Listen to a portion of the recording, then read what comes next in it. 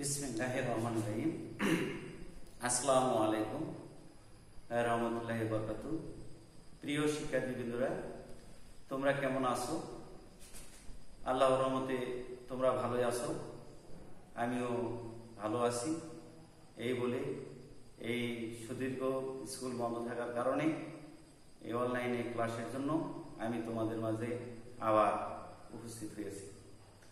আমি আজকে যে বিষয় নিয়ে আলোচনা করব সেই বিষয়টি হলো তথ্য যোগাযোগ প্রযুক্তি নিয়ে আলোচনা করব। তথ্য যোগাযোগ প্রযুক্তি ব্যবহার। তাহলে আমরা আগে পাঠে 5 নম্বর পাঠে পড়ছি তথ্য যোগাযোগ প্রযুক্তি ব্যবহার, আর বাকি আজকে আবার আলোচনা করব তথ্য যোগাযোগ প্রযুক্তি আমরা কোন কোন ক্ষেত্রে ব্যবহার করি এবং কখন কখন তথ্য যোগাযোগ প্রযুক্তি ব্যবহার করে থাকি সে সম্পর্কে আমরা আলোচনা করব এবং জানব, শিখব। এসব আমরা প্রথমে প্রচার ও গণমাধ্যম। তাহলে আমরা আলোচনা করব প্রচার ও গণমাধ্যমটা কি। রেডিও, টেলিভিশন, খবরের কাগজ, অনলাইন সংবাদের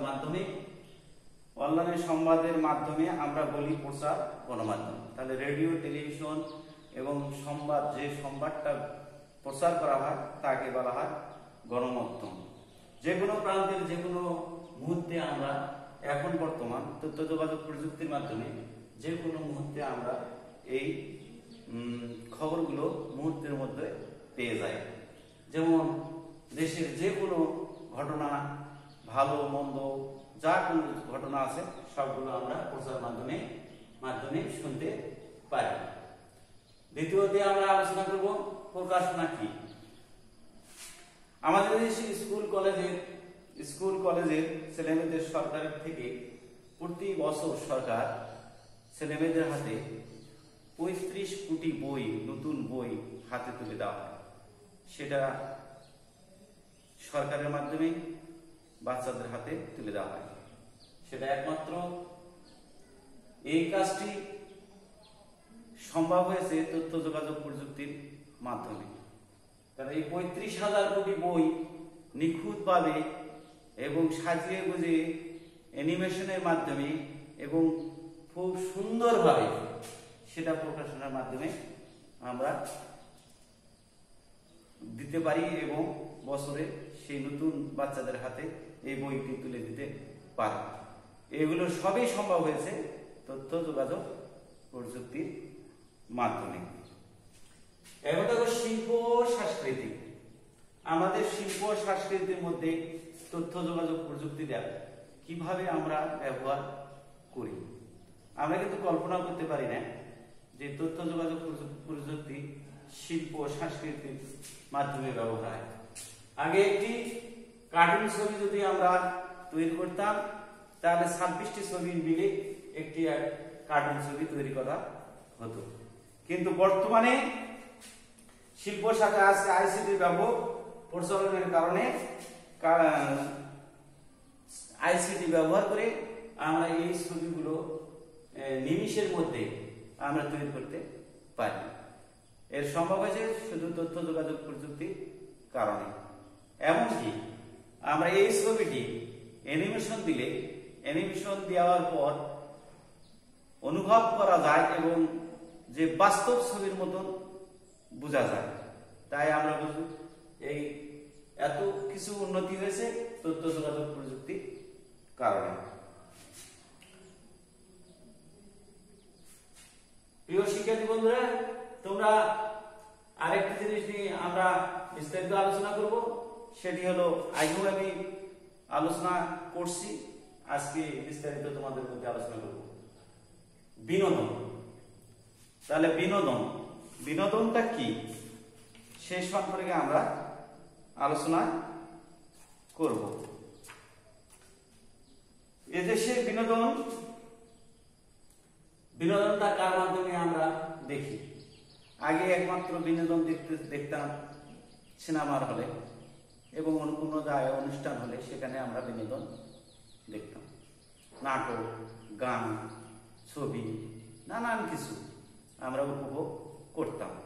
কিন্তু বর্তমানে এই বিনোদনের ক্ষেত্রে যে জিনিসগুলো ব্যবহার করা হয় তার মধ্যে কম্পিউটার, ল্যাপটপ, মোবাইল এবং আরো অনেক জিনিসের মাধ্যমে বিনোদন আমরা উপভোগ করতে পারি। যেমন দেখো, প্রযুক্তি ব্যবহার করার পরে একটি মোবাইলে আমরা বই পড়তে পারি, গান শুনতে পারি, ছবি দেখতে পারি এবং কি বিশ্বের মধ্যে যে কোনো জায়গায় যে খেলাধুলা হয় সেই খেলাধুলাও আমরা উপভোগ করতে পারি। যেমন ভারতের আইসিসি খেলা যদি আমরা বাস্তবে বাড়িতে বসে আমরা ল্যাপটপের মধ্যে, কম্পিউটারের মধ্যে বাস্তব খেলাটি উপভোগ করতে পারি। তাই এই বিনোদনের মাধ্যমে আমরা, যেমন আগের দিনে বাসা বাড়িতে গ্রাম অঞ্চলে বাচ্চারা মাঠে ঘাটে খেলাতো, কিন্তু বর্তমান শহরে কোনো জায়গা ফাঁকা নেই। জায়গা যখন ফাঁকা নেই তখন বাচ্চাদেরকে মেধা বৃদ্ধির জন্য আমাদেরকে কিছু বিনোদনের মাধ্যমে থাকতে হয়। যেমন বাসার মধ্যে ল্যাপটপ দিয়ে ল্যাপটপের মধ্যে বিনোদনের কার্টুনের ছবি, বই পড়া, গান দেখা, এগুলোর মাধ্যমে সময় কাটিয়ে দিয়ে এই বাচ্চাদেরকে মেধা বিকাশ করা হচ্ছে। তাই বর্তমানে বিনোদন আগের চেয়ে অনেক অনেক অনেক উন্নতির দিকে গিয়েছে। এই সবই কিছু সম্ভব হয়েছে তথ্য ও যোগাযোগ প্রযুক্তির কারণে। যেমন পরিবেশ ও আবহাওয়া। পরিবেশ ও আবহাওয়া আমাদের দেশে এক সময় ঘূর্ণিঝড়ে প্রায় 5 লক্ষ লোক মারা গিয়েছিল। কিন্তু বর্তমানে তথ্য যোগাযোগ প্রযুক্তির মাধ্যমে এই লোক মৃত্যুর হারটা কমে এসেছে। তাই যেমন ঘূর্ণিঝড়ের কারণে সেই আবহাওয়াগুলো, নদী উপকূলে আবহাওয়াগুলোর সংকেত আমরা আগেই জানতে পারি। তাই আমরা এবং সতর্ক অবলম্বন করতে পারি। আগে যেমন 25,000 লোক মারা গেছিল, কিন্তু এখন বর্তমানে সেই তুলনায় অনেক লোক মৃত্যুর হার কমে গিয়েছে। রেডিও, টেলিভিশনে এবং এমনকি রেডিও টেলিভিশনের মাধ্যমে এই খবরগুলো আমরা ব্যবহার করি। তাই আমরা তথ্য যোগাযোগ প্রযুক্তি ব্যবহার করি, কিন্তু আমরা কল্পনা করতে পারি না বা বুঝতেও পারি না। তাই আমরা যখন উপলব্ধি করব বা সেই বিষয় নিয়ে চিন্তা করব, তখনই আমরা বুঝতে পারবো যে বাস্তবে তথ্য যোগাযোগ প্রযুক্তির কারণে আমাদের এগুলো সম্ভব হচ্ছে, সব কাজগুলো করা সম্ভব হচ্ছে। তাই শিক্ষার্থী বন্ধুরা, আজকে যে বিষয় নিয়ে আলোচনা করলাম সেই বিষয়গুলো তোমরা মনোযোগ সহকারে দেখবে এবং শুনবে এবং পড়বে, এবং আগামীতে আবার আমি অন্য পাঠ নিয়ে তোমাদের মধ্যে ক্লাস নিয়ে আসবো। এই বলেই আজকে আমি ক্লাস শেষ করলাম। খোদা হাফেজ।